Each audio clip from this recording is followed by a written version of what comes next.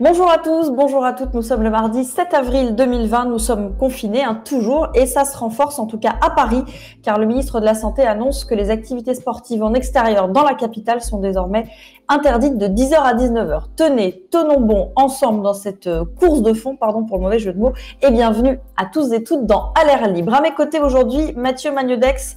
Salut Mathieu, comment ça va? Tu nous as manqué hier.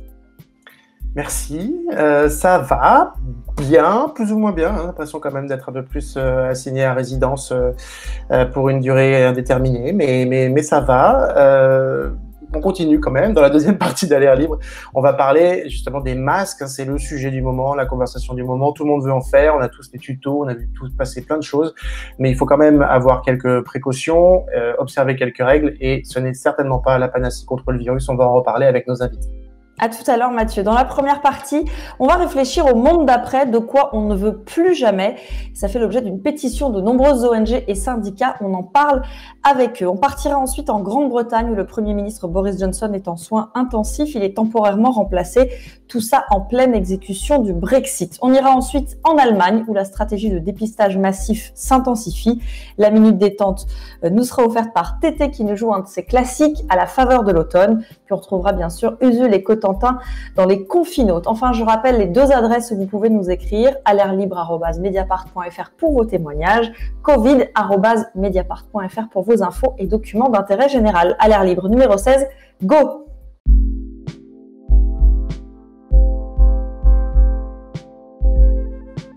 Alors certes, le déconfinement semble encore loin aujourd'hui. Certes, tous les indicateurs économiques sont au rouge, mais il est tout de même permis de penser qu'il y aura un après-Covid, enfin j'espère. Et cet après-Covid, à quoi va-t-il ressembler? Pas au monde d'avant, en tout cas c'est ce que demandent de nombreux ONG et syndicats. Ils sont, je crois, 18 à lancer aujourd'hui une pétition pour, je cite, un futur en rupture avec les politiques menées jusque-là et le désordre néolibéral.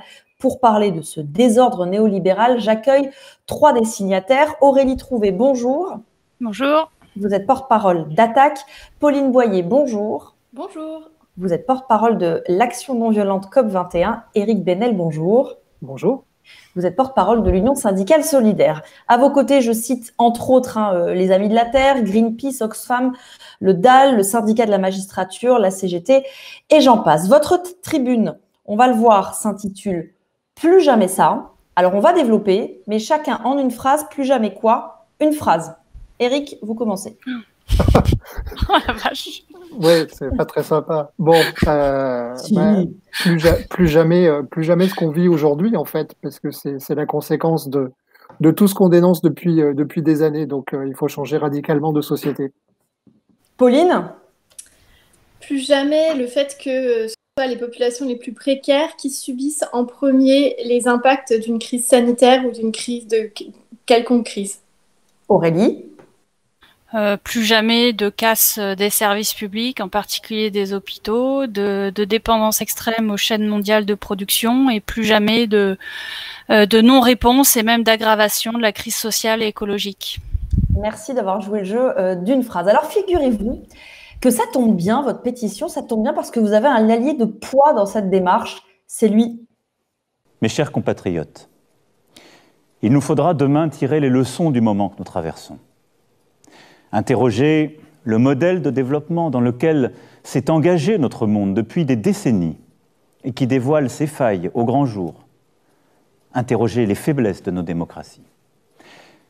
Ce que révèle d'ores et déjà cette pandémie, c'est que la santé gratuite, sans condition de revenus, de parcours ou de profession, notre État-providence, ne sont pas des coûts ou des charges, mais des biens précieux, des atouts indispensables quand le destin frappe.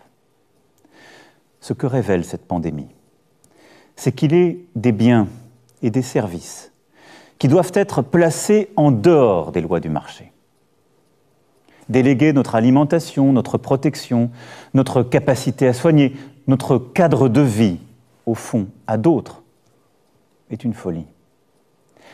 Nous devons en reprendre le contrôle, construire plus encore que nous ne le faisons déjà, une France et une Europe souveraines, une France et une Europe qui tiennent fermement leur destin en main. Les prochaines semaines et les prochains mois nécessiteront des décisions de rupture en ce sens. Je les assumerai. Il pense tout comme vous, le président de la République. C'est formidable, ça. Vous lui avez proposé de signer la pétition? Non, mais bon, je vais peut-être commencer, les camarades suivants. Voilà, c'est les grands discours d'ailleurs qu'on nous a servi en 2008 aussi, comme quoi il y allait y avoir une énorme tout à coup prise de conscience. Bon, c'est un gouvernement qui a multiplié des politiques ultralibérales dont on paye le prix fort aujourd'hui, en milliers de vies en fait. Voilà, notamment, on l'a dit, la casse des hôpitaux et bien d'autres désastres liés à ces politiques ultralibérales. Et en fait, les décisions prises depuis ce discours-là montrent bien qu'en fait, ce qu'ils sont en train de faire, c'est au contraire d'approfondir le système actuel. On le voit bien avec la levée du code du travail dans la loi d'urgence. On le voit bien, je veux dire, hier, il y a quand même l'agence régionale de santé du Grand Est qui a confirmé la fermeture à terme de plusieurs centaines de lits. Enfin, on en est là quand même. Donc, en fait, on a un gouvernement, au contraire, qui s'enfonce dans l'ultralibéralisme et qui va même, je le crains, profiter de cette crise pour une stratégie du choc ultralibéral sur fond de grands discours, quoi. C'est bien pour ça qu'on a lancé cette pétition. Il faut absolument que les mouvements sociaux écologistes réagissent. Et c'est clair que il faut démonter ce discours qui n'est qu'un discours et qui n'est pas suivi d'effets, absolument pas. C'est le grand enfumage. Voilà. C'est le grand enfumage, vous aussi. Allez-y, Eric. Oui. Je crois que depuis le début, Emmanuel Macron a toujours été un mauvais acteur, hein, que ce soit au lycée ou maintenant en tant que président de la République. Il est absolument pas crédible quand il essaye d'endosser le rôle que nous on porte depuis des années et dans les revendications qu'on construit depuis des années. Alors on est d'accord avec ce qu'il dit, il faut vraiment une rupture, mais c'est pas lui qui peut porter cette rupture. Il est absolument pas crédible. D'ailleurs, comme le disait Aurélie, tous les gestes qui ont été faits depuis le début de cette crise montrent qu'il est toujours dans la continuité. Il ne s'agit pas de sauver les gens, il s'agit de sauver l'économie. L'économie reste prioritaire. Quand on met dans notre pétition aujourd'hui qu'il faut arrêter tout de suite toutes les activités qui sont non essentielles, c'est parce que on met en danger des tas de gens. Et comme le disait Pauline, c'est toujours les plus précaires qui sont mis à l'avant. Les caissières, les caissiers, ceux qui font le nettoyage, ceux qui ramassent les ordures, etc. Tous ces salariés, toute cette classe populaire, elle est mise en avant et c'est elle qui est sur toute la planète en première ligne dans cette affaire-là et c'est elle qui va subir les plus gros dégâts. Alors, non, il n'est pas crédible. Vous dites qu'il n'est pas crédible. Oui, allez-y, Pauline. Et c'est une voix aussi très unifiée qui dénonce depuis que Emmanuel Macron est au pouvoir qu'il ne fait pas ce qu'il dit. Le 13 mars dernier, on a dénoncé le vrai bilan d'Emmanuel Macron avec les décrocheurs de portraits, des scientifiques, des personnalités de la société civile, des représentants du personnel hospitalier et d'ONG environnementales qui montrent qu'il ne respecte pas ce qu'il dit. Et donc là, on est en droit légitimement de douter qu'il va faire exactement ce qu'il annonce aux Français et aux Françaises. Or, effectivement, comme le disait Eric, si on prend le cas d'Amazon, on voit bien que le gouvernement, là, laisse la possibilité à une multinationale qui, de par ses activités, aggrave la crise écologique et la crise sociale, met en danger, là, aujourd'hui, des salariés pour livrer des produits qui ne sont pas des produits de première nécessité et fait une concurrence déloyale aux commerces qui n'ont pas le droit d'ouvrir en ce moment même. Et donc, on voit là, rien que par le traitement actuel, qu'il est déjà en contradiction avec ce qu'il annonce à tout le monde. Alors, par exemple, sur Amazon, vous demanderiez quoi concrètement ? Pour Amazon, on demande que les entreprises, enfin que les entrepôts en ce moment ferment ou alors aient des règles très strictes pour ne livrer que les produits. Et en fait, les produits de première nécessité sont à peu près 5% des produits d'Amazon. Et on trouve ces produits-là dans des autres filières. Et il y a une explosion des filières alternatives d'approvisionnement des produits de première nécessité. Parce que c'est aussi l'occasion de se demander de quoi on a besoin pour revivre tous les jours. Et il y a plein de filières qui étaient très peu exploitées, comme les AMAP ou les commerces de proximité, qui développent tout un réseau à vitesse grand V pour approvisionner les gens, pour faire des réseaux solidaires de personnes qui ne savent pas comment s'approvisionner. Et ça permettrait que les salariés aient un droit de retraite, parce que pour l'instant, il leur est refusé sous menace d'être renvoyé. Donc, le gouvernement doit faire pression pour faire fermer les entrepôts à Amazon pendant la crise sanitaire. Alors, je comprends à vos trois réponses, et vous l'avez même formulé, vous, comme ça, très, très concrètement, Eric, que Emmanuel Macron, en disant ça, il n'est pas crédible. OK, il n'est pas crédible, mais il fait partie de ceux qui vont décider. Et sur les retraites, on a vu que le mouvement social, malgré sa longueur dans le temps et son caractère massif à certains moments, n'a pas vraiment fait fléchir le gouvernement. Donc concrètement, comment vous créez le rapport de force cette fois ? Il va y avoir plusieurs choses. D'abord, je pense que même si là, on est dans une période tout à fait particulière avec cette pandémie mondiale, on était avant cette pandémie dans une période aussi tout à fait particulière avec un nombre important de révoltes populaires qui traversaient l'ensemble du globe.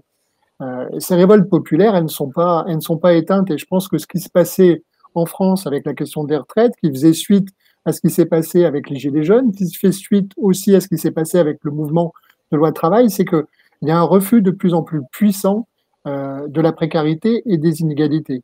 Et il est évident que la manière dont le gouvernement français et d'autres gouvernements semblent vouloir apporter des réponses à cette crise, à la fois crise sanitaire et la crise économique qui est en même temps en cours, qui vont être des réponses de nouveau inégalitaires, ça ne passera pas.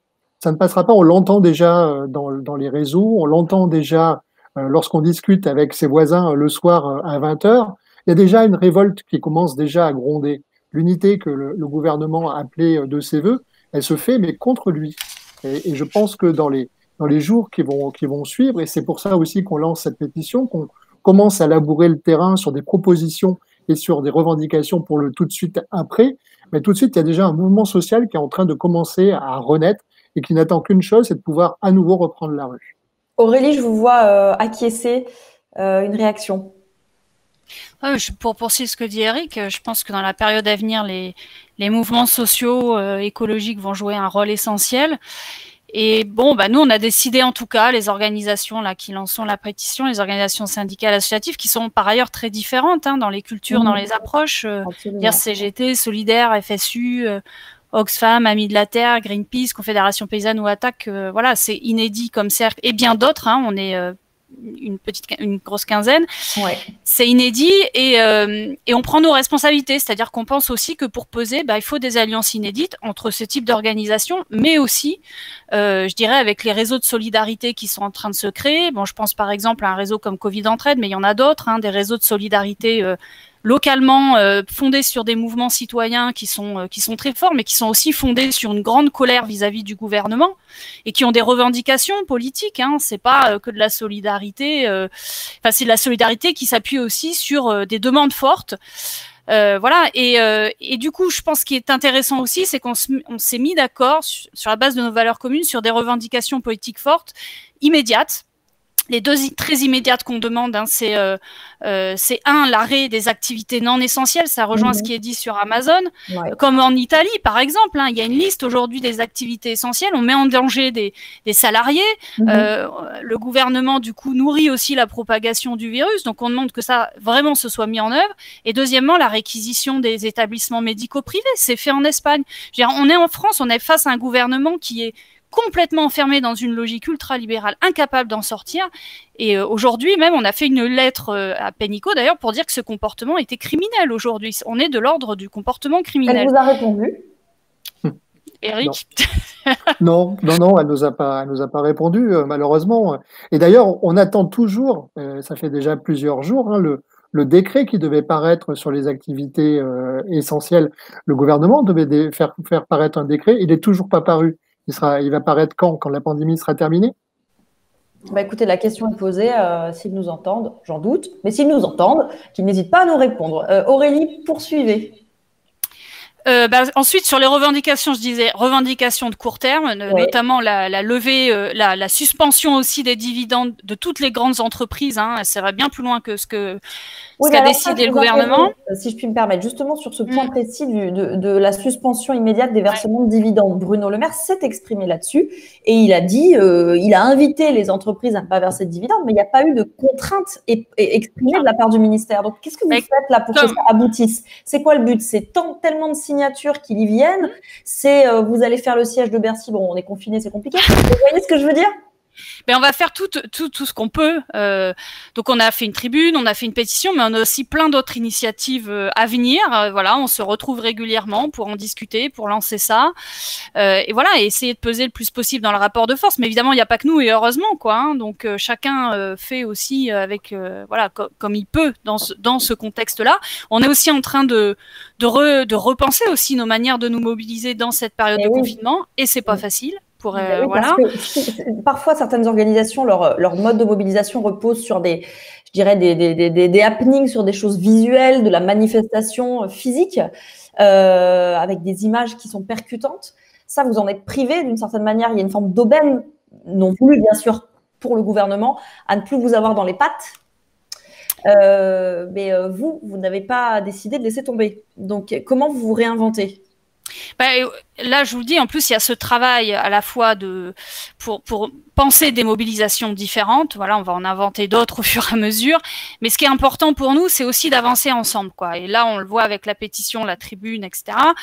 Et notamment, quand vous parlez du jour d'après, nous, on veut pas le jour d'après la continuation, l'aggravation du système actuel, mais une vraie rupture sociale, écologique, démocratique, féministe, etc. C'est pas un capitalisme plus vertueux comme le gouvernement que vous voulez. Et notamment, ce qui, à mon avis, est important, c'est la réunion, notamment de forces syndicales et environnementales, sur la question de la transition écologique et sociale. Montrer qu'en fait, on peut aujourd'hui réunir les préoccupations de fin du monde et fin du mois autour de valeurs fortes, de gauche, écologistes, etc. Bon, et on a dans notre pétition, donc, notamment tout un tas trois grandes mesures de développement de services publics, d'une fiscalité beaucoup plus progressive, juste, etc.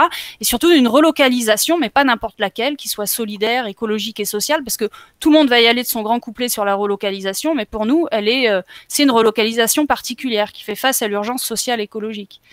On va revenir sur la relocalisation, mais je voyais Pauline faire signe depuis son canapé, je crois. C'est ça. Oui, on réinvente. Forcément, on réfléchit aux manières de se mobiliser en ce moment. Là, on fait tous un peu. Je sais que Attaque fait un live ce soir. Nous, on a lancé aussi un programme en ligne qui s'appelle Bouffée d'air avec Alternativa à NBCOP 21 pour proposer des formations aux militants, aux militantes dans divers domaines pour justement renforcer les groupes, renforcer les compétences des gens qui sont sur le terrain, qui vont être les petites mains aussi de cette qui vont agir dans la relocalisation. Et on a aussi une grande place pour les débats parce que c'est aujourd'hui, alors qu'il y a une brèche qui s'est ouverte, qu'on doit montrer qu'est-ce qui existe déjà sur les territoires? Parce que des alternatives au mode de vie normal d'avant la crise, il y en a plein et on peut déjà vivre autrement. Et ça, on le montre sur les territoires. Et c'est ça qui peut proposer une vision de comment est-ce qu'on pourrait réellement changer la société pour avoir un mode de vie qui soit moins émetteur de gaz à effet de serre et qui soit plus juste. Alors, j'entends bien et je voudrais revenir avant qu'on se quitte parce qu'on va devoir bientôt se quitter sur cette formule que vous venez d'avoir, Aurélie, qui est intéressante. Vous dites on peut faire coïncider fin du monde, enfin réflexion autour de la fin du monde et la fin du mois. Sur la relocalisation, par exemple, ça peut vouloir dire, mais vous allez peut-être me contredire et ce serait bien d'ailleurs, mais ça peut vouloir dire hausse des prix pour beaucoup de produits. Comment on fait pour que ça ne veuille pas dire hausse des prix pour beaucoup de produits, la relocalisation ? Alors ça, c'est toute l'ancienne néolibérale. Du coup, vous allez bien lui répondre à cette ancienne-là. Parce qu'elle non, mais parce qu'elle est fausse, parce qu'elle est fausse. Oui, mais elle domine, donc vous avez un argumentaire. Et par ailleurs, oui, relocaliser, c'est aussi recréer de l'emploi de qualité, c'est aussi des systèmes de production qu'on contrôle beaucoup plus. C'est peut-être aussi, ça se pense, et en tout cas c'est mon point de vue, ça se pense aussi avec une forme de toute façon de décroissance matérielle et énergétique juste, avec un partage des richesses. Évidemment, il y en a qui sont aujourd'hui en précarité énergétique, matérielle, etc. Il s'agit aussi de faire en sorte que ceux-là aient des moyens suffisants et consomment davantage, mais de manière générale, je veux dire, on consomme trop matériellement, énergétiquement au niveau français. Donc c'est aussi penser cette relocalisation avec une forme de sobriété et de décroissance matérielle et énergétique. Et c'est aussi repenser nos modes de production. Et la meilleure façon d'avoir un contrôle sur les modes de production, c'est de relocaliser. Mais bon, j'aurais pas le temps de développer ici, mais de manière solidaire, parce qu'il faut pas non plus que ce soit synonyme de repli sur soi et de montée des nationalismes. Voilà. Alors, merci. Et Eric, oui. rebondir. Oui, je voulais compléter parce qu'on voit bien aujourd'hui qu'en première ligne, c'est souvent des gens avec des salaires extrêmement faibles. Alors que ceux qui ont des salaires importants, c'est ceux qui sont au télétravail ou qui sont partis dans leur résidence secondaire pendant que beaucoup sont en première ligne et au front. Donc, il faut aussi que les salaires de celles et ceux qui sont indispensables soient à la hauteur de tout ce qu'ils font et que voilà, on ait aussi une nouvelle échelle des salaires et que tout le monde puisse bénéficier de ces relocalisations, que ça ne soit pas réservé qu'à quelques-unes et quelques-uns. Le partage bien plus équitable des richesses et l'écologie comme leitmotiv, si je puis dire. Merci beaucoup à tous les trois d'être passés par À l'air libre. Aurélie Trouvé, vous êtes porte-parole d'Attaque. Pauline Boyer, d'Action non violente COP21. Éric Benel, d'Union syndicale solidaire. Votre pétition peut être signée sur les sites des organisations signataires. Il y en a bien d'autres, 18 en tout. Et j'ajoute que Mediapart participe à ce débat sur le monde d'après avec une série d'entretiens que vous pouvez lire sur notre site mediapart.fr, côté abonné, une fois de plus, de Prêcher pour ma chapelle. Merci encore à tous les trois. On part à Londres. Merci.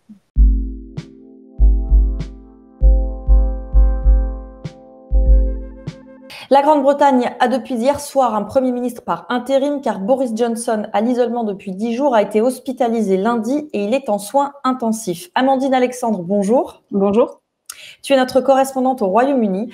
On était ici même ensemble il y a un peu moins de 3 semaines. C'était le début du confinement en France. Ce n'était pas tout à fait le confinement en Grande-Bretagne. Boris Johnson défendait encore la stratégie de l'immunisation collective. C'était il y a un siècle, c'était il y a à peine 3 semaines. Aujourd'hui, c'est quoi l'ambiance là où tu es ?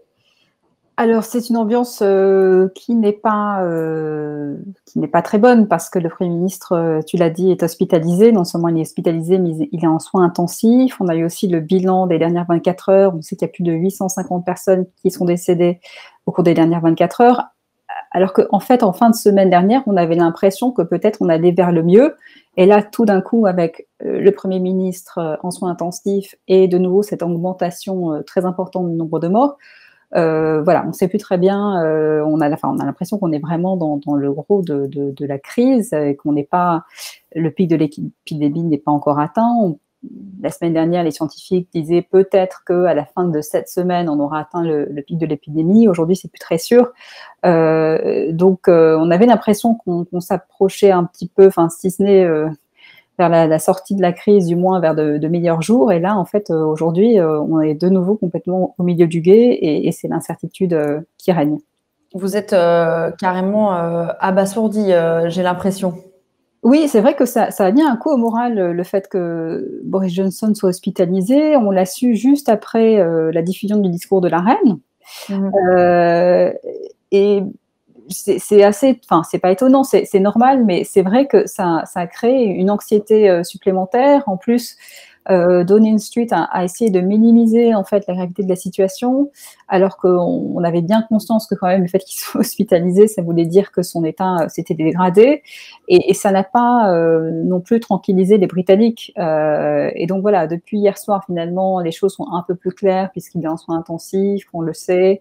Bon, maintenant cet après-midi, il a été dit que son état a été stable, qu'il respirait tout seul. Donc voilà, c'est un petit peu rassurant, mais c'est vrai que cette communication un peu infantilisante de la part de Downing Street, ça n'est pas fait pour arranger les choses et ça ne crée pas un climat de confiance. Oui, alors justement sur la communication, Boris Johnson, il avait pris l'habitude de faire un point quotidien sur la situation et même à l'isolement, il s'est exprimé vendredi, avant son hospitalisation. Donc, c'est la dernière fois qu'il s'adresse aux Britanniques.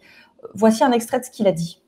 Hi folks, quick update from me on the campaign against coronavirus. First of all, in my own case, although I'm feeling better and I've done my 7 days of isolation, alas, I still have one of the symptoms, a minor symptom of I still have a temperature, and so in accordance with government advice, I must continue my self-isolation until that symptom itself goes.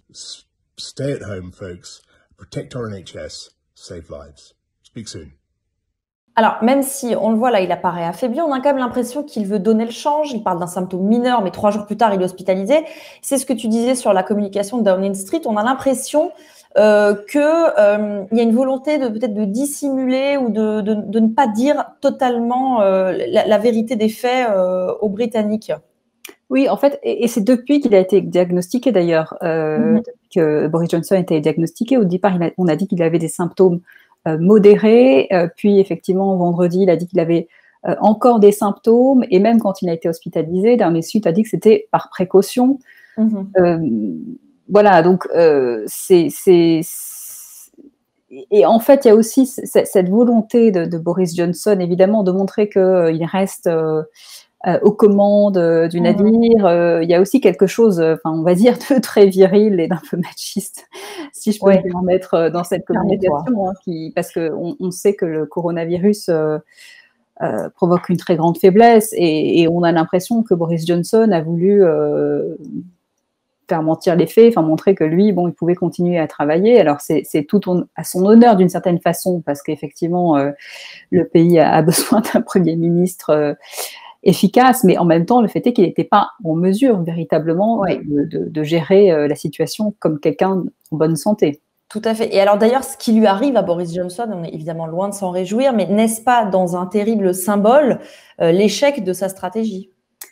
En tout cas, je pense que ça montre, alors évidemment, il faut être prudent, qu'il n'a pas pris la mesure de la crise, et il n'a pas saisi, il n'a pas appliqué les mesures les plus indispensables, à savoir la fameuse, ce qu'on appelle social distancing, le fait de garder cette distance.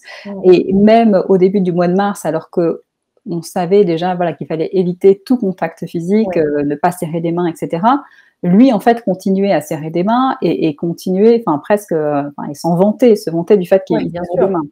Et en plus, lors de ces points de presse, j'avais l'occasion de le dire il y a déjà 3 semaines, mais c'était des points de presse qu'il donnait avec 2 autres personnes, 2 scientifiques. Ils se tenaient relativement près les uns des autres. D'ailleurs, le médecin, ce qu'on appelle le médecin en chef d'Angleterre, a lui aussi eu le coronavirus. Et il y a beaucoup de personnes, en fait, au sein du gouvernement britannique qui ont été contaminés par le coronavirus, le ministre de la Santé, notamment, le conseiller le plus proche de Boris Johnson, lui aussi. Et donc, on a l'impression que, au sommet du gouvernement, les mesures les plus strictes n'ont pas forcément été prises pour essayer de se prémunir contre le... On a l'impression peut-être d'une désinvolture qui aujourd'hui se paie au prix fort. On entend aussi dans le message de Boris Johnson, et c'est sur les pupitres de chaque prise de parole officielle, protéger le NHS, qui est le système de santé britannique. J'aurais envie de dire que c'est un peu le comble de la part dans la bouche d'un conservateur. Oui, tout à fait. Alors, ce qui est vrai, c'est que depuis 2010, depuis que les conservateurs sont revenus au pouvoir, je crois, il me semble que ce sont 17 000 lits d'hôpitaux qui ont été supprimés. En tout cas, on parle de plusieurs milliers de lits qui ont été supprimés. Et donc, le NHS a été touché de plein fouet par la politique d'austérité. Alors, Boris Johnson, lors de la dernière campagne électorale, donc qui a eu lieu à l'automne dernier, a beaucoup joué là-dessus en essayant d'expliquer qu'il allait investir dans le NHS, construire des hôpitaux, qu'il allait recruter plusieurs milliers d'infirmières, etc., sans convaincre. Alors, le fait est qu'il a remporté les élections, donc il a quand même dû convaincre les Britanniques sur d'autres sujets, mais c'est vrai que sur le sujet du NHS, c'était pas vraiment, enfin, il a beaucoup essayé de jouer sur ce tableau. Je ne sais pas s'il a vraiment beaucoup convaincu. Et effectivement, enfin, quand le gouvernement dit qu'il faut sauver le NHS, ça suscite pas mal de sarcasme de la part de la gauche, des électeurs de gauche qui disent mais vous l'avez mis à terre le NHS et maintenant vous me demandez de le sauver. Bon, ben, on fait de notre mieux, mais on ne va pas oublier non plus ce que vous avez fait, enfin vous n'avez pas fait. Pour le on a la même chose ici en France, notamment après les propos très protectionnistes d'Emmanuel Macron. On en a parlé juste avant avec des membres d'organisations qui ont lancé une grande pétition pour un monde d'après. Alors dans tout ça, en Grande-Bretagne, on en finira avec ça. Il y a le discours de la reine lundi soir qui a fait la une des journaux au moment où Boris Johnson, lui, était hospitalisé. Alors, si j'étais provoque, je dirais qu'elle est le visage de l'espoir pour les Britanniques et que ça tombe à point nommé à un moment où la monarchie est en pleine turbulence entre les déboires judiciaires du prince Andrew et la fuite au Canada du prince Harry. Alors, en fait, je pense, en tout cas, c'est ce que a rapporté la presse britannique, je pense qu'elle est intervenue à la demande de Boris Johnson et je pense son intervention était la bienvenue. Peut-être que les générations, on va dire les plus de 70 ans, ont été peut-être plus sensibles que les générations les plus jeunes à son discours, parce qu'elle a évoqué la Seconde Guerre mondiale, mais ce ne sont pas forcément des générations qui ont connu la guerre, mais j'ai entendu et j'ai lu des réactions très, très élogieuses en disant que la reine était vraiment fantastique et formidable. Personnellement, bon, j'ai trouvé que son intervention était la bienvenue. Après, je pense que pour des personnes qui se sont retrouvées au chômage, dont le salaire a été réduit à cause de la crise, je ne suis pas certaine, voilà, que ce soit ce message de réconfort. Voilà, ça sert pas forcément à grand chose. C'est de l'ordre du symbole et c'est important qu'il y ait quelqu'un à la tête de l'État, voilà, qui s'adresse à tous les Britanniques. Alors, ce qui était intéressant dans son discours, c'est qu'elle n'a pas mentionné en fait le gouvernement. Elle n'a pas mentionné l'action du gouvernement. Ouais. Et en fait, elle a surtout rendu hommage au personnel de santé et aux Britanniques. Et donc, c'était certainement voilà l'aspect le plus remarquable de son discours. C'était cette omission. Du travail du gouvernement. Oui. Bien. Alors, merci Amandine. Il est l'heure de se quitter. On te lit dans Mediapart et on te lit en particulier ce soir donc sur la situation très précaire politiquement au Royaume-Uni. Merci Amandine et à bientôt. À bientôt. Des nouvelles de l'Allemagne.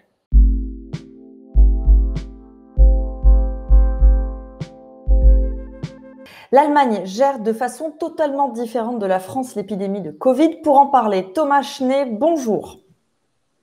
Bonjour Valentine. Tu es notre correspondant en Allemagne et tu es basé à Berlin. Pour commencer, quelle est la situation sanitaire dans le pays ?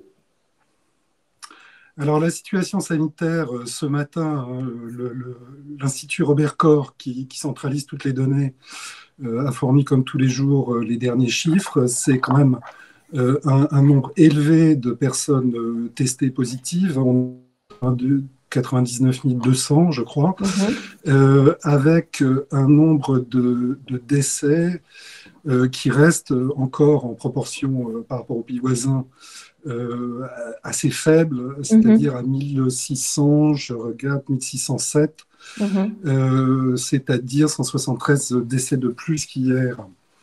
Ce que disait le responsable de l'Institut Robert Koch ce matin, c'est qu'on est dans une tendance avec une courbe des personnes contaminées qui commence légèrement à s'arrondir, mais faut se méfier, il y a beaucoup d'effets statistiques. Sur le plan des décès, c'est une progression qui persiste, qui est lente, mais qui persiste et qui serait, d'après lui, comme une conséquence en fait du fait que il y a eu relativement beaucoup de morts ces derniers temps dans les EHPAD.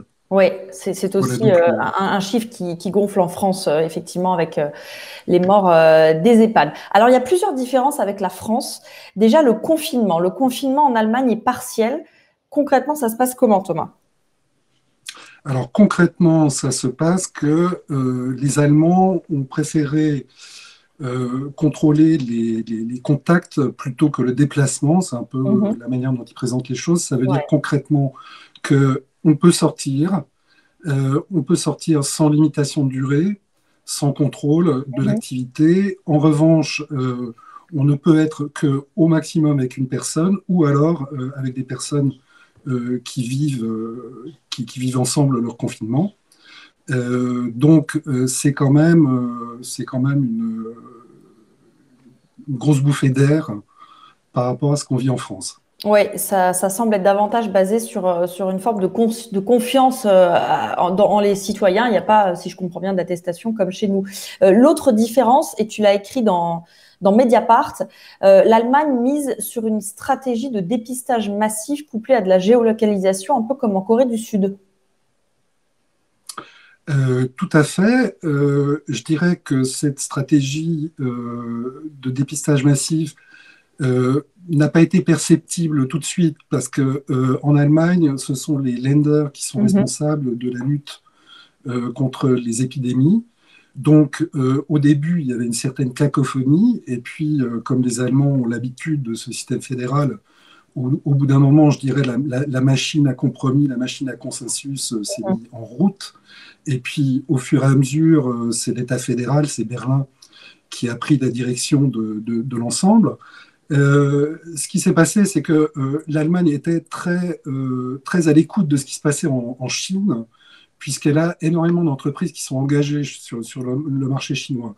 Donc, les premiers cas de Covid en Allemagne se sont présentés dans une entreprise qui travaille avec la Chine. Donc, il y a une réaction, d'abord une réaction très rapide des autorités. Deuxièmement, le système fédéral fait que les autorisations de produire des tests sont beaucoup plus lâches qu'en France et se font région par région. Et dès fin janvier, la Charité, qui est le grand hôpital leader en Allemagne, Berlin, sur ces questions, a diffusé les protocoles de tests nécessaires à la production et à la réalisation des tests. Dans les faits, il n'y a pas eu de longue file d'attente pour tester tout le monde.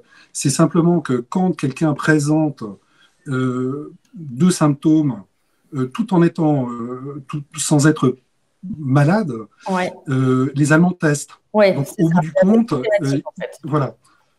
Et progressivement, pour finir, dans le courant du mois de mars, la stratégie sud-coréenne s'est imposée. Aujourd'hui, il parle d'environ 500 000 tests, de jusqu'à 500 000 tests réalisés par semaine, ce qui est énorme. C'est effectivement bien supérieur encore à ce qui est en cours en France et à ce qui est prévu en France. Alors, depuis le papier que tu as écrit, Angela Merkel s'est exprimée devant le peuple allemand, un peu sur le modèle de la reine Elisabeth. On écoute l'extrait que tu as choisi. Mancher von Ihnen mag sagen, wir halten doch jetzt schon mehr als 2 Wochen all diese Regeln ein. Wie lange denn noch? Ich verstehe diese Frage. Dennoch würde ich absolut unverantwortlich handeln, wenn ich Ihnen heute einfach einen konkreten Tag nennen würde, an dem die Maßnahmen aufgehoben, zumindest aber gelockert werden könnten, dieses Versprechen dann aber nicht einhalten könnte, weil die Infektionszahlen es nicht zulassen. Alors sur le fond, certes, le confinement est partiel, mais Angela Merkel annonce qu'il n'est pas encore question d'en sortir, alors que le débat sur le déconfinement monte un peu partout, et dont en Allemagne. Absolument. Il y a une pression de l'économie extrêmement forte. Il ne faut pas oublier que presque toutes les usines automobiles du pays sont à l'arrêt et probablement jusqu'à la fin d'avril. Donc bon, il n'y a pas que ça, mais c'est quand même le cœur de l'industrie allemande. Donc il y a une grosse pression de cette part. Il y a le Parti libéral qui pousse aussi. Il y a l'exemple autrichien, même si ce qu'a annoncé le chancelier autrichien hier, les mesures de déconfinement, c'est encore très timide, mais tout le monde se demande quand est-ce qu'on va sortir du du déconfinement. Elle a annoncé, de toute façon, la date pour l'instant pour l'Allemagne, c'est il y aura une décision présentée le 20 avril. D'accord. Et pour l'instant, Angela Merkel a préparé ses concitoyens à continuer à tenir les mesures. Ouais, c'était aussi une façon effectivement d'anticiper le prolongement. Et alors sur la forme, pour finir, cette intervention dans le genre est rarissime de la part d'Angela Merkel. Ça avait quel but politique, Thomas ? Ça a le but de préparer les citoyens et aussi indirectement de demander aux différents tenants du discours, du débat sur le déconfinement, de voir les choses de manière mesurée, de ne pas se lancer dans des ultimatums. Maintenant, ce qui est symptomatique, c'est de voir Merkel qui réoccupe toute la scène politique, qui s'est déjà montrée très calme et très mesurée dans des situations de crise, qui rassure les Allemands. Et tout le débat sur sa succession a disparu. Elle est de retour et dans les sondages, même si c'est à prendre avec des pincettes, son parti remonte. Ouais, c'est une comme figure jamais. Qui fait recette en fait, Angela Merkel. Voilà. Merci Thomas, tu es à Berlin et on te lit dans Mediapart. Un peu de musique à présent, Tété rejoue pour À l'air libre un de ses classiques à la faveur de l'automne.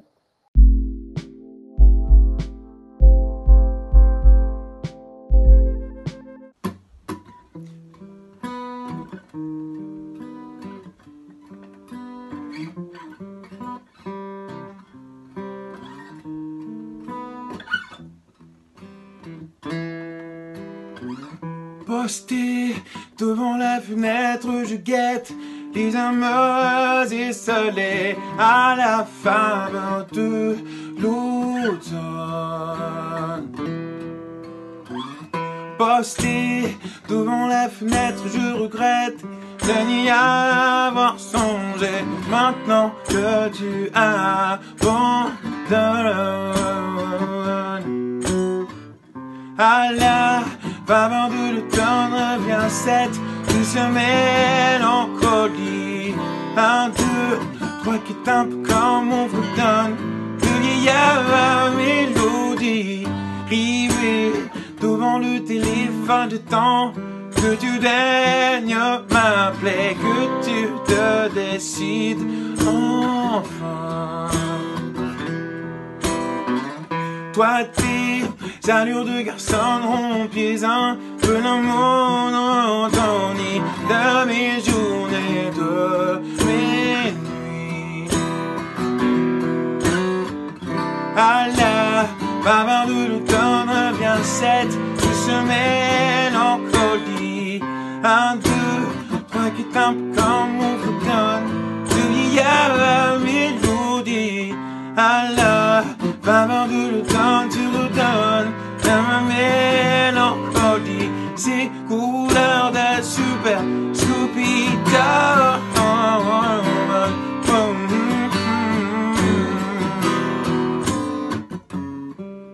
À la faveur de l'automne.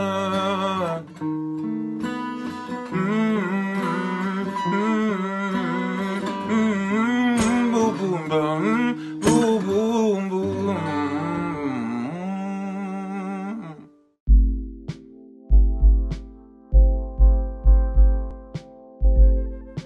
Merci Valentine. Bonjour à toutes et à tous. On va parler dans cette deuxième partie d'À l'air libre de notre futur proche, apparemment, au moins pour quelques mois, notre futur avec des masques. La France va se masquer, a titré le journal du dimanche avant-hier.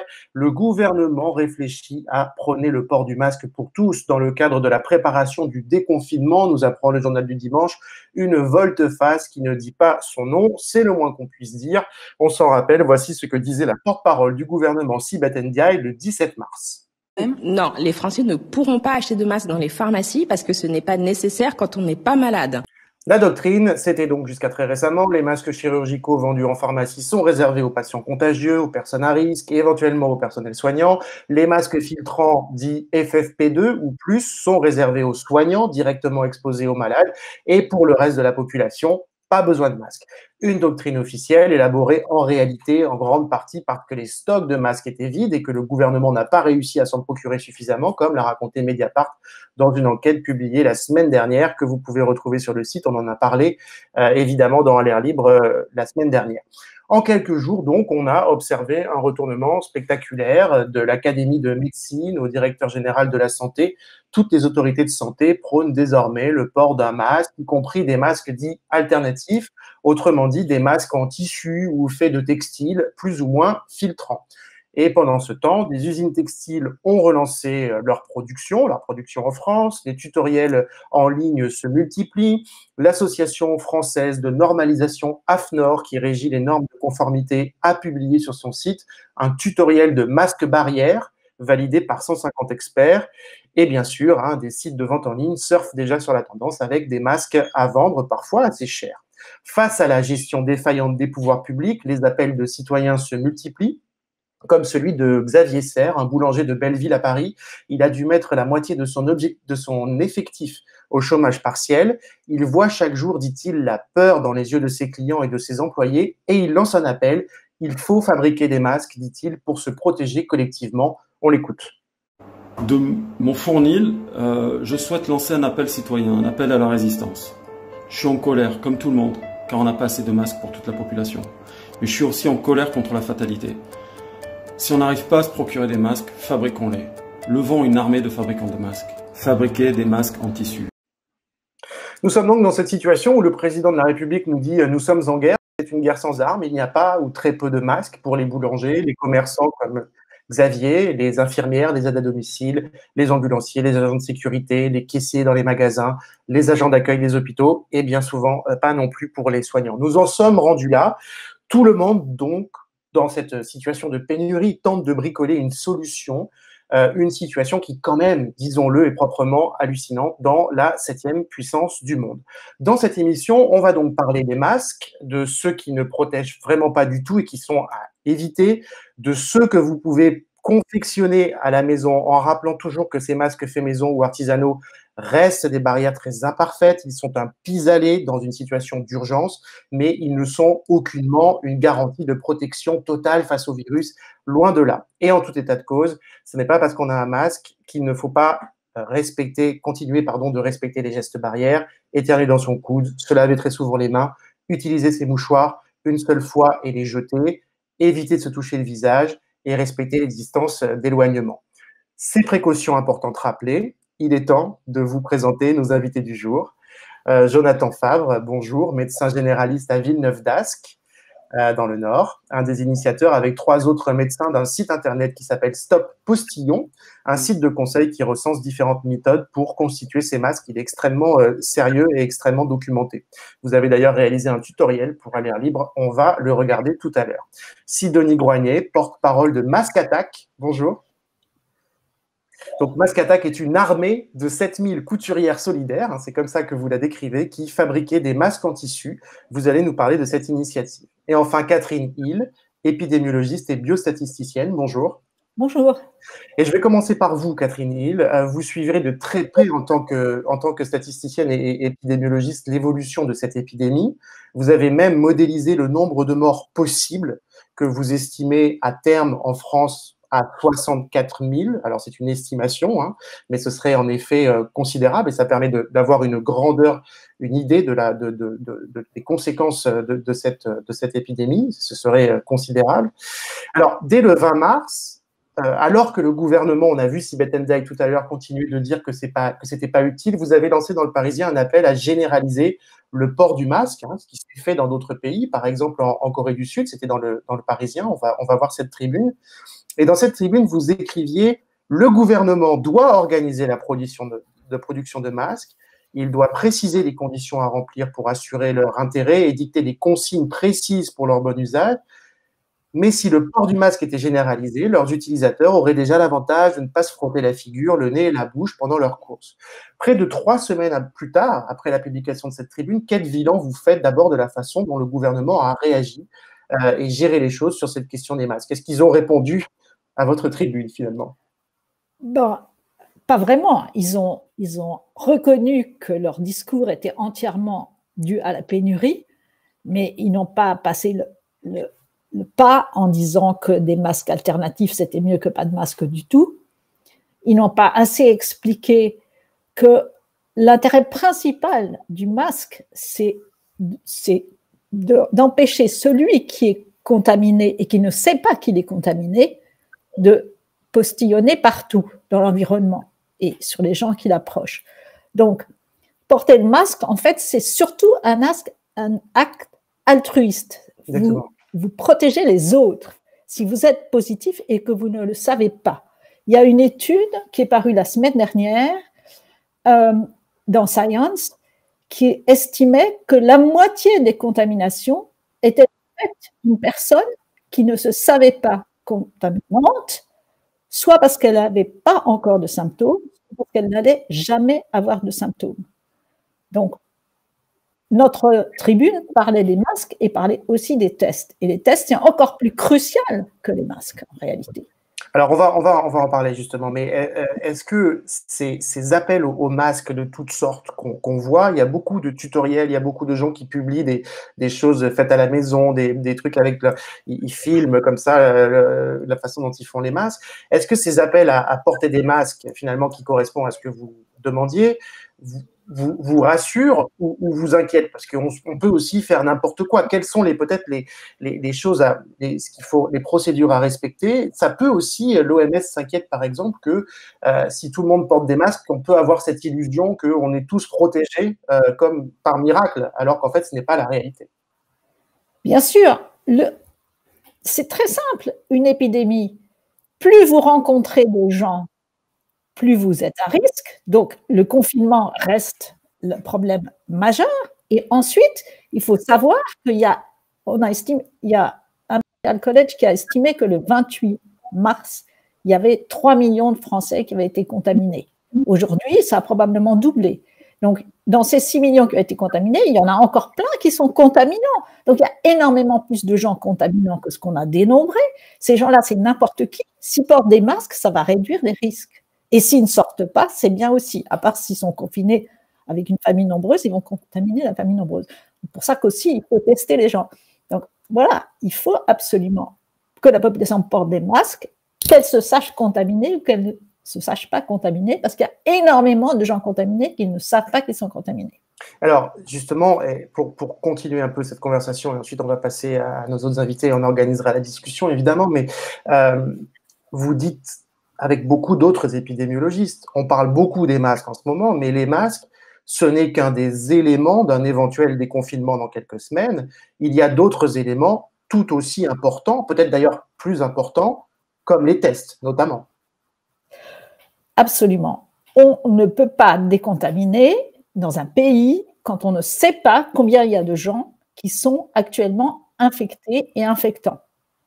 Et donc, il va falloir faire les tests. Et il y a un méli-mélo dans les discours, et aussi bien des autorités, des médias, etc., sur les 2 tests. Il y a un test qui consiste à mettre un écouvillon dans le nez et à regarder s'il y a du virus là, qui dit si les gens sont porteurs du virus à l'instant T.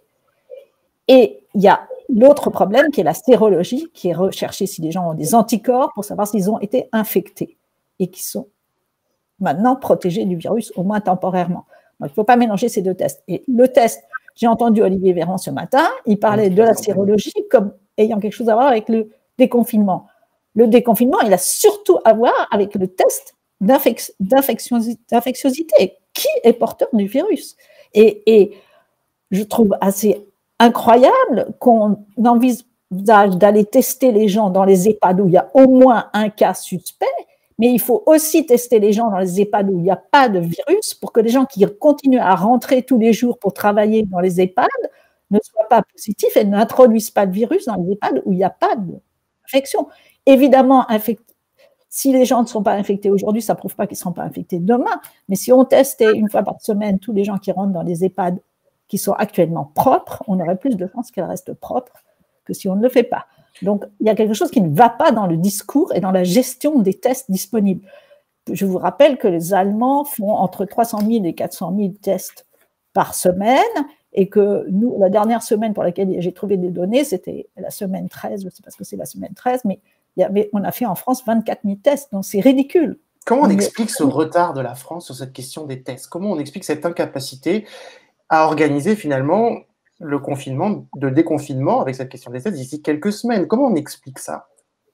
Je vois une espèce d'excès de bureaucratie, il faut que les laboratoires soient agréés, que les trucs soient faits aux normes, etc. Et plein de gens peuvent faire des RT-PCR, donc je crois que c'est bidon comme problème. Alors, on va passer à vous, Jonathan Favre, médecin généraliste donc à Villeneuve-d'Ascq dans le Nord, et évidemment Catherine Hill. Ce sera intéressant d'avoir votre réaction sur la discussion qui va continuer. Jonathan, vous avez créé avec d'autres médecins du Nord, des amis, hein, je crois, un site qui s'appelle Stop Postillon. On va voir s'afficher ce site, voilà, cette page notamment où vous expliquez pourquoi porter ce que vous appelez un écran anti-postillon plutôt qu'un masque, hein, pour préciser un peu les choses. Ce site que vous avez lancé, c'est intéressant parce que finalement, c'est une réponse directe à l'inaction du gouvernement dont on a parlé. C'est de l'organisation collective pour essayer un peu de rendre les choses un peu plus claires pour le public. Est-ce que vous pouvez nous expliquer? Effectivement, alors on est complètement d'accord avec le constat de Catherine Hill, qu'on partage pleinement, et on l'a mis sur notre communiqué de presse, également sur le site. On présente vraiment ces écrans alternatifs comme la 6e mesure barrière. Et sur le site, on rappelle les 5 mesures barrières et on met celle-ci comme 6e mesure barrière. C'est vraiment important de savoir ça. Ensuite, on distingue les masques qui sont chirurgicaux et FFP2 qu'on destine aux soignants pour l'instant, parce qu'on n'en a pas assez pour tout le monde, de tout ce qu'on désigne sous le terme d'écran, qui sont donc ces masques alternatifs. Le but de ces écrans, c'est surtout de protéger les autres.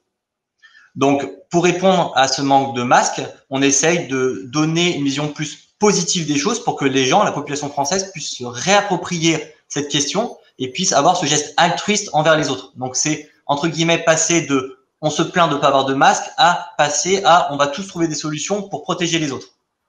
Donc, aujourd'hui, j'ai un peu un calot de super-héros parce que, qu'est-ce que fait un super-héros? Il protège les autres. Et qu'est-ce qu'il fait pour protéger les autres? Il sort masqué. Et donc, notre message, c'est pour protéger les autres, sortez masqués, sortez couverts. Donc, réappropriez-vous cette épidémie en étant actif dans la protection des autres. D'abord en restant chez vous, bien sûr, mais ensuite, quand vous ne pouvez pas faire autrement, en portant un masque. Parce que vous êtes obligé de sortir faire votre course. Tout le monde ne peut pas faire de drive. Tout le monde n'a pas de voiture. Tout le monde n'a pas de drive piéton. Et quand vous allez croiser quelqu'un dans les rayons du supermarché, vous serez probablement à moins d'1 mètre.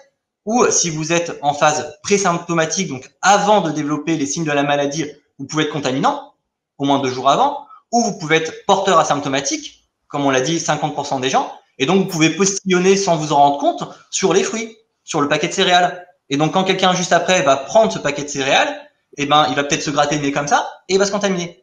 Donc porter le masque, ça évite l'émission des postillons, et ça évite aussi de se toucher la bouche ou le nez, et de se faire rentrer dans son corps le virus.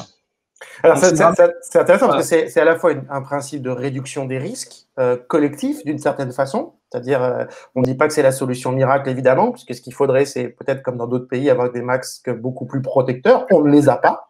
Donc, principe de réduction des risques par rapport à cet état de réalité qu'on déplore par ailleurs tous et qu'on déplore nous tous particulièrement dans Mediapart. Mais aussi, il y a une dimension un peu politique, d'organisation là-dedans, c'est-à-dire de dire, quand vous dites réappropriez-vous cette épidémie, c'est aussi finalement une réponse de la société à ce qui se passe en ce moment. Exactement. Après avoir râlé, il faut agir. Et donc, du coup, chacun peut agir de cette manière-là. Et le message aussi du site, c'était de dire, voilà, on a différents types d'écrans possibles, du plus rudimentaire avec la feuille de papier, alors qui évidemment n'est pas très efficace, au plus complexe qui est cousu et qui est labellisé. Donc, on met tout ça sur le site pour dire aux gens, regardez ce que vous avez chez vous et vous avez forcément quelque chose que vous pouvez recycler en écran, quel qu'il soit. Vous n'avez pas besoin d'aller acheter quelque chose au supermarché. Vous n'avez pas besoin de sortir de chez vous pour faire des courses pour vous fabriquer un écran.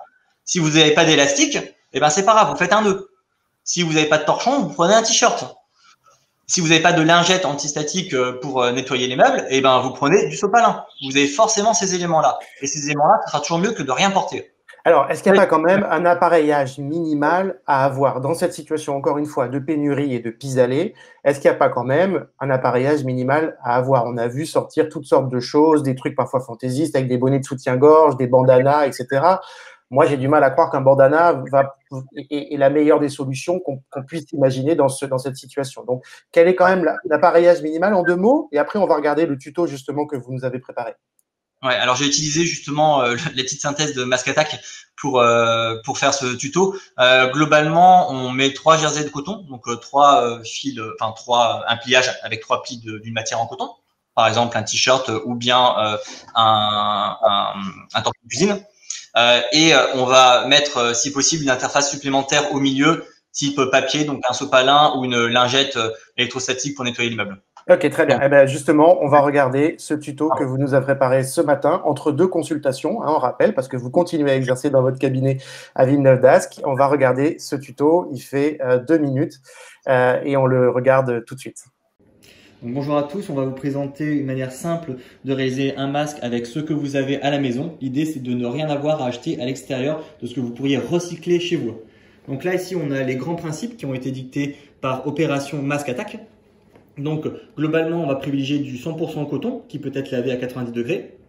On va rajouter une couche intermédiaire avec au minimum donc 3 couches de coton plus une couche intermédiaire, par exemple en molleton pas trop épais, en éponge 100% coton ou en polaire fine. On peut également réaliser un masque 100% coton comme on va le faire là, avec 3 ou 4 épaisseurs de tôle de coton et un insert qui sera de type papier ou lingette dépoussiérante sans parfum, donc sèche. Donc on va vous montrer un pliage simple de torchon. Donc voici ici un torchon de cuisine. On va faire un premier pliage, un deuxième pliage et on va insérer au milieu soit une lingette dépoussiérante, soit du papier type sopalin. On va ensuite faire un dernier pliage, voilà, qui va insérer la feuille de papier intermédiaire. À ce niveau-là, plusieurs solutions en fonction de vos possibilités. Soit vous rajoutez des élastiques de chaque côté ici, et on va plier sur l'élastique. Soit vous faites des découpes ici avec des ciseaux pour marquer l'emplacement pour vos oreilles. Soit de manière simple, vous allez faire un nœud derrière votre tête avec ces 2 morceaux de tissu en appliquant cette partie-là entre votre nez et votre menton. On peut se décaler ici pour voir les différentes possibilités. Donc ici, le pliage autour de l'élastique qui viendra de chaque côté sur les oreilles avec un exemple de filtre à café. Et on peut également utiliser un vieux t-shirt de manière plus simple pour déjà avoir les découpes au niveau des oreilles. Donc ici, une découpe sur la partie basse du t-shirt. Plus la matière est élastique, plus ce sera facile à appliquer derrière les oreilles. Donc ici, on a d'emblée les petites languettes pour faire les nœuds derrière les oreilles qui seront constitués. Ou sur ce patronage également, avec la partie haute du t-shirt, avec une découpe simple au niveau des manches, on va réussir à faire 2 anses qu'on va venir nouer facilement derrière les oreilles. Et vous pourrez toujours insérer un filtre type sopalin tout simple de cuisine ou type lingette dépoussiérante sèche entre les 2 jerseys de coton. Et justement, je crois que Jonathan, vous avez utilisé pour ce tuto les conseils du réseau Mask Attack. Et bien justement, Sidonie est avec nous. Sidonie Groignet, bonjour. Vous êtes comédienne et couturière et porte-parole du réseau Mask Attack que vous définissez comme une armée de couturières solidaires. Ça a commencé à quelques personnes et en quelques semaines, je crois que désormais, vous êtes un réseau de 7000 personnes, 7000 couturières, peut-être des garçons, je ne sais pas, en tout cas essentiellement des femmes, qui fabriquaient des masques pour les infirmières, les artisans, mais aussi parfois les soignants. Comment ce réseau est né? Et j'ai l'impression que vous aussi, c'est la même démarche que celle de Jonathan, c'est-à-dire que c'était l'idée, il faut créer quelque chose dans un contexte de pénurie et d'inaction, d'une certaine façon, gouvernementale. Voilà, je peux pas dire mieux que ce que Catherine Hill a dit tout à l'heure. Ce n'est qu'une partie d'un geste barrière. Hein. Vous m'arrêtez, Catherine, si je dis une bêtise, évidemment. Je pense que c'est juste un espèce de geste barrière quotidien pour les personnes qui n'ont rien, parce qu'on rappelle toujours qu'on n'est pas des masques FFP2, FFP1. Ça ne vous protège que du contact main-bouche et des postillons. Et voilà, effectivement, il y a la symptomatique, il y a des personnes qui ont des symptômes, il y a des personnes qui sont touchées. C'est vraiment le mieux que rien. Moi, je reprends cette phrase qui avait été dite par un médecin sur le goûter de TF1 le 20 mars. C'était voilà, c'est mieux que rien. Voilà, ça avait été vraiment la base. Après, d'où c'est né? Alors, c'est Elena Cheniko, qui est une de mes collègues, hein, puisque je fais partie des 7 administratrices de ce groupe, qui a vu un appel en fait d'une couturière sur Instagram qui avait été contactée par comment on appelle ça, des infirmières libérales. Et puis, du coup, elle s'est dit, oulala, il y a une demande folle. Ma collègue a vu cette demande, elle a décidé de créer ce groupe et effectivement, du jour au lendemain, déjà, il y avait plus de 1000 personnes et maintenant, il y a plus de 7500 personnes. Il y a des couturières à travers toute la France, couturières et couturiers. Il y a des personnes qui sont en demande, donc aussi bien des soignants dans des EHPAD que des boueurs, des personnes de caisse. Enfin, voilà, c'est un drame. Il y a des personnes qui se retrouvent dans cette situation très, très compliquée. Et on leur dit, oui, mais vous n'êtes pas en contact avec le Covid-19. C'est un vrai problème. Parce que, effectivement, c'est pas parce qu'elles sont en contact direct, parce qu'on sait très bien, nous, on ne fera rien avec nos masques par rapport à tout ça. Mais il y a des personnes qui sont loin, mais quand même qui sont avec des personnes en difficulté, des personnes qui peuvent être touchées et elles sont obligées d'aller travailler. Donc, c'est pour répondre à tout ça qu'on a créé Mask Attack et on a des tutos, on suit des recommandations, on fait ça de 8h du matin à 21h minimum et on essaie d'être le plus carré possible en suivant les vraies recommandations. On lit des tableaux toute la journée, on suit des tutos toute la journée, on se dit c'est gentil, mais alors faire des tutos avec des pochettes plastifiées, autant vous mettre un sac plastique sur la tête pour avoir un respirateur plus vite. Hein. Donc c'est tout bête, on sait que c'est que des bonnes âmes, des personnes gentilles, mais on recadre tout le temps parce qu'effectivement, il y a plein de choses qui sont impossibles. Voilà. Et par rapport à ce que disait Jonathan, effectivement, nous, on a fait une liste avec les matières, hein, c'est celle qui l'a mise. Par contre, on n'a pas validé, je suis désolée Jonathan, on n'a pas validé ce qui est au niveau des t-shirts et de l'explication, parce que tout simplement, comme vous le savez, on a eu des informations tout à fait contraires de la part de l'État, en fait, qui disait que ça ne servait à rien. Maintenant, on nous dit, ah ben, ce serait bien que tout le monde en ait. Nous, on essaye vraiment de se référer aux nouvelles qu'on a tous les jours. On a des mises à jour qui tombent. Là, on a une mise à jour qui est tombée hier. J'avais préparé une vidéo pour toutes les explications. Un document qu'on appelle à créer. Et en fait, on a un nouveau document qui nous enlève plein de lignes de ce super document. Et on essaie d'être le plus carré par rapport à ce qu'on donne comme info. On n'a pas des informations officielles de l'État qui regroupent toutes les matières qui sont possibles d'utiliser. Et du coup, on essaie de valider que ce qu'on peut valider par rapport au tableau. Alors, on va redonner rapidement le compte Facebook qui s'est affiché, on l'a déjà montré, mais justement, le compte Facebook pour vous contacter, Mask Attack. Voilà le compte qui s'affiche là. Je crois que Jonathan voulait réagir. Oui, tout à fait. C'est effectivement la différence entre l'écran simple et le masque qui va se rapprocher le plus possible des masques validés. Sur le modèle de ce dont parle Mask Attack, qu'on a effectivement référencé sur le site. Là, l'exemple du t-shirt, en fait, c'est le document officiel de l'équivalent de Santé publique France aux États-Unis, donc le CDC, Center Disease Control, qui a mis ce patronage, donc un peu sur le message qui a été adressé à la population américaine, donc en fin de semaine dernière, qui était couvrez-vous la bouche et le nez, donc qui est le message de base. Et à partir de ça, vous pouvez le faire avec n'importe quoi, dont les t-shirts. Mais effectivement, c'est pas du tout le matériau de prédilection.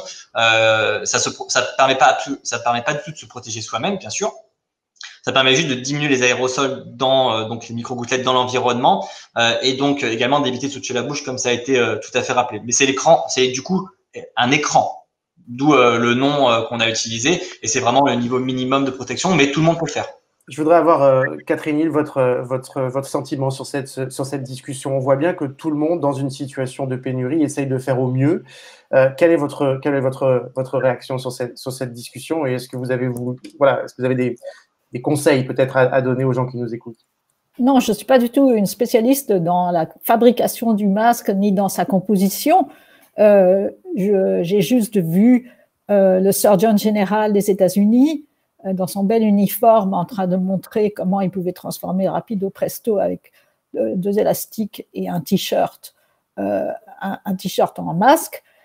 C'est certainement pas optimum, mais le message était clair. C'était mieux vaut un masque bricolé que rien du tout. Donc, je pense que ça, c'est bien et on peut sûrement faire mieux que ça. Jonathan. Et alors, c'est mon collègue Mickaël qui l'a très bien dit hier sur BFM. L'idée, c'est aussi qu'il y ait une multitude de modèles pour que chacun puisse faire avec ses moyens et qu'on n'ait pas besoin d'aller dévaliser les magasins pour pouvoir faire un masque. Donc, si vous avez des équipes que vous en utilisez, si vous en avez pas, allez pas dévaliser le rayon de supermarché où ils sont vendus par paquet de 300. parce qu'il y en aura que 10 dans le supermarché et vous n'allez pas utiliser les 300 autres que vous n'aurez pas après avoir fait votre masque. Donc, la multiplicité des sources, c'est bien. Et si vous êtes couturier, couturière, que vous avez de quoi faire un masque validé, et ben à ce moment-là, faites-en pour vos voisins. En respectant les distances de sécurité, déposez-les devant leur porte, mais faites-en pour vos voisins. Ou participez à un réseau qui va, quand vous êtes une entreprise, qui va le distribuer gratuitement ou à prix coûtant, on va dire, à des soignants ou à des personnes qui en ont besoin dans leur tâche professionnelle. Donc Jonathan, on va rappeler le site, votre site collectif stoppostillon.fr où il y a justement tous les tutoriels qu'on voit passer en ce moment. Vous avez un peu sélectionné, vous prenez justement les plus intéressants et ce site les recense. J'ai juste peut-être le mot de la fin pour vous, Catherine Hill. Cette discussion, pour moi, me paraît à la fois extrêmement utile parce qu'on voit bien comment les citoyens essayent de se réapproprier finalement cette crise et essayer de trouver des solutions dans un contexte extrêmement problématique, on l'a dit, de pénurie. Et en même temps, il me paraît un peu lunaire parce que on est quand même la septième puissance mondiale et on se dirait qu'éventuellement, en cas de surgissement d'une telle pandémie, on ne devrait pas avoir cette discussion sur comment fabriquer son masque en tissu. Est-ce qu'il faut une couche, 2 couches, 3 couches? Enfin, vous comprenez mon étonnement, ma surprise? Ah oui, tout à fait, c'est complètement surréaliste en fait. Mais je crois que ce pays crève d'une bureaucratie qui qui comprend rien, quoi, qui comprend absolument rien, qui essaye de défendre des positions indéfendables, le masque ne sert à rien, les gens ne savent pas le porter, des idioties monumentales. C'est tragique en fait. Et en même temps, ce sursaut autonome est très réjouissant. Il faut que les gens comprennent la situation, il faut qu'ils comprennent que l'infection, c'est plus vous croisez de gens, plus vous augmentez vos risques. Donc, en ce moment, les aides à domicile en milieu rural, si elles n'ont pas de masque, il faut leur en donner. Si elles n'ont pas un masque professionnel distribué par la pharmacie du coin, il faut leur fabriquer des masques en urgence. Ce sont tous les gens qui sortent et qui sont en contact avec d'autres gens, qui doivent absolument être équipés le plus vite possible. Et les autres doivent surtout rester chez eux. Et c'est que comme ça qu'on s'en sortira. Mais c'est vrai que c'est complètement incroyable, la gestion de cette crise, ça dépasse l'entendement. Et le pire, c'est qu'on n'a toujours pas de test et que j'ai entendu Olivier Véran dire le confinement, quand on aura la sérologie pour trouver qui est guéri, mais pas du tout. Le déconfinement, c'est quand on saura qui est infecté et combien il y a de gens infectés. Tant qu'on ne sait pas ça, on ne peut pas déconfiner. Or, on ne sait pas, on n'a pas testé un échantillon représentatif de la population. J'ai suggéré il y a déjà pas mal de temps qu'on teste un truc simple. Toutes les femmes qui viennent accoucher, c'est un échantillon de la population qui n'a rien à voir avec le virus. C'est facile de savoir si elles sont positives ou pas. Ça donnerait une mesure de la prévalence de l'infection dans la population. On ne m'a jamais répondu. Mais il faut savoir ça avant d'envisager le déconfinement. Et juste une dernière question, Catherine, pour vous. Vous avez, encore une fois, établi des modèles pour essayer de prévoir un petit peu combien on pourrait avoir de victimes de cette épidémie.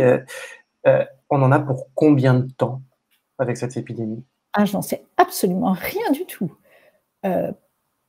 Comme l'a dit Olivier Véran ce matin, c'est l'accélération qui se ralentit, mais ça augmente continue à augmenter tous les jours. Donc vraiment, on est très très loin du déconfinement. Et je vous répète que tant qu'on n'a pas fait des campagnes massives de tests pour savoir qui est positif, on ne sortira pas du confinement. Le message est bien passé. Merci beaucoup. On va continuer évidemment à suivre tout ça sur Mediapart. Merci à tous les trois d'avoir été là. Merci de nous avoir fait partager votre expérience. On salue en effet ces initiatives et voilà, tout ce qui monte et tout ce qui vient, et c'est aussi positif et ça prépare aussi l'après. Donc merci de ce que vous faites. Merci à tous les trois d'être venus aujourd'hui. Merci aussi à Christophe Guignot qui m'a aidé à préparer cette émission. On va passer maintenant à l'équipe d'Ouvrez les guillemets, vous les connaissez, Usul Cotentin, qui est confinée, elle aussi, mais mobilisée comme toujours, et il recherche tous les jours sur Internet ce que ce moment particulier, très particulier, inspire aux internautes. Leur pastille, c'est les confinautes, et c'est tous les jours dans L'air libre, on regarde.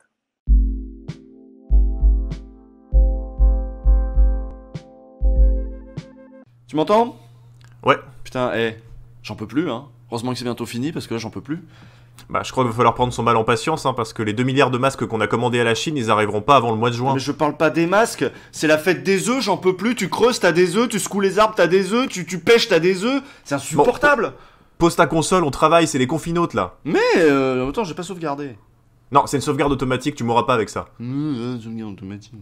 Putain, j'en ai marre.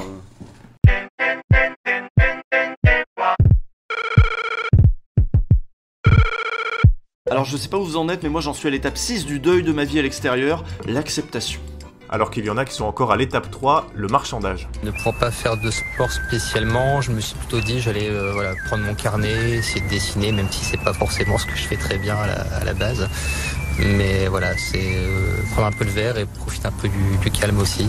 Vous avez bien votre attestation, je suppose? Oui. Vous avez coché quoi? J'ai coché sortie pour faire l'exercice physique. Ah oui, alors là c'est carrément de la mauvaise foi. Et oui, tout à fait, Mouloud. En rhétorique, on appelle ça du foutage de gueule. Non, c'est vrai que c'est pas facile en ce moment pour les artistes, qu'ils soient débutants ou confirmés.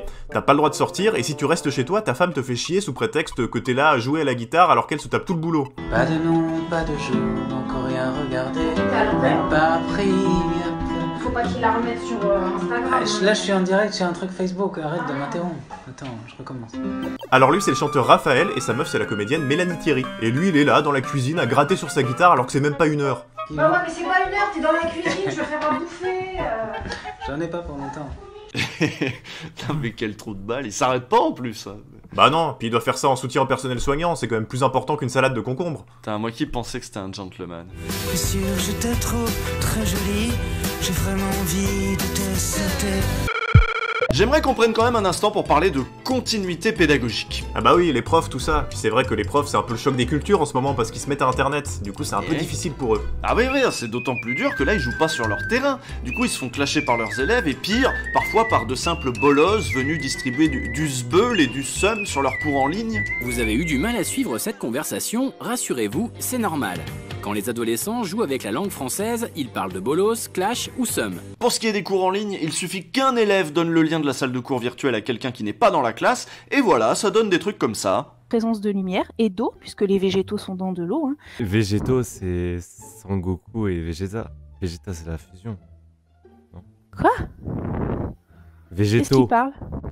Adrien. Non, c'est quelqu'un qui est pas dans la classe, c'est ça? Bon. Non, si, c'est moi, c'est Adrien. YouTube commence à regorger de vidéos de pranks dont le concept c'est de perturber la continuité pédagogique et personnellement, je trouve ça honteux. Puis attends, le concept est devenu tellement populaire qu'il y a même des humoristes qui ont piqué l'idée. Devine qui par exemple? Des humoristes? Un comique qui copie? Comique? Qui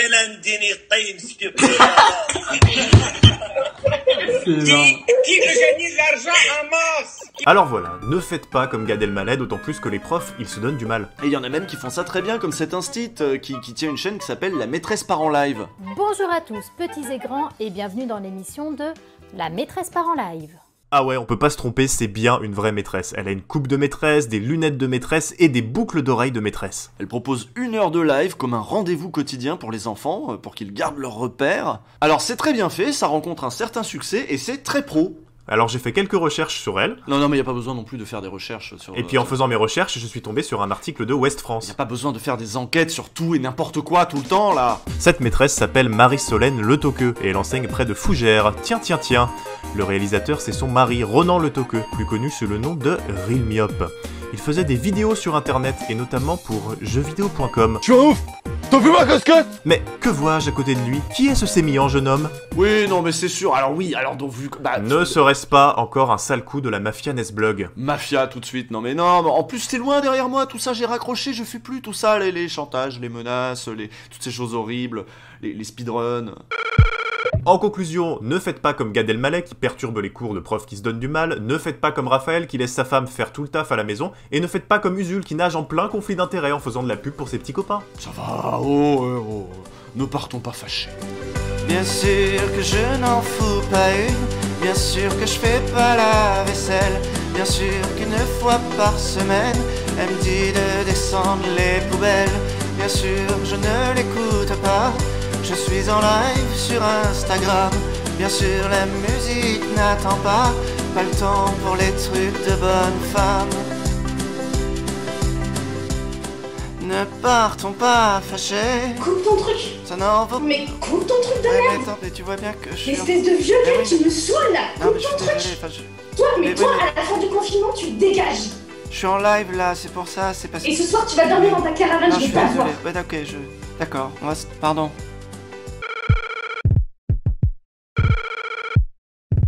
Merci Usul et Cotentin. Mathieu, demain, tu seras en duo avec Fabien Escalona, c'est bien ça? Tout à fait. À demain, Valentine. Alors, Enfin, à non. demain. Bah non, nous non, mais les internautes qui nous regardent, j'espère chaque soir plus nombreux, te retrouveront avec Fabien. Donc, ne manquez pas ce nouveau numéro d'Alerte Libre. D'ici là, écrivez-nous @alertlibre.fr. Portez-vous bien. Bonne soirée à toutes et à tous. Merci à toi l'infirmière, merci à toi la caissière, merci à toi la boulangère, merci à toi la pharmacienne, merci aux agents d'entretien, merci aux agents des EHPAD, merci à toi l'enseignante, merci aussi aux aides-soignantes, merci à vous les pompiers, merci à toi l'ambulancier, merci à vous les postiers, merci aussi aux facteurs, merci à vous les livreurs, merci à toi les boueurs, merci à vous les conducteurs, merci à tous les médecins, merci à toi le blanchisseur, merci aussi aux cheminots, merci à toi l'ouvrière, merci à toi l'ouvrier, merci à toi la psychiatre, merci à toi l'éducatrice, merci à toi l'urgentiste, merci aussi l'anesthésiste, merci à toutes les soignantes, merci à tous les soignants, merci à tous les militants, merci à toutes les bénévoles, merci à toi syndicaliste, merci à toi journaliste, merci aux lanceurs d'alerte. Merci aussi à Mediapart, merci à toi oh mon frère, merci à toi qui es vénère, merci à toi oh ma sœur, merci à toi qui as du cœur, merci à l'hôpital public, merci aussi à la sécu, merci à toutes les féministes, merci à vous et pas aux flics, merci à tous les travailleurs, merci à vous pas aux patrons, merci à toutes les travailleuses, merci à vous pas à Macron, merci à tous les hommes libres, merci à vous et Marocco, merci à toutes les femmes libres, merci à vous tous au balcon.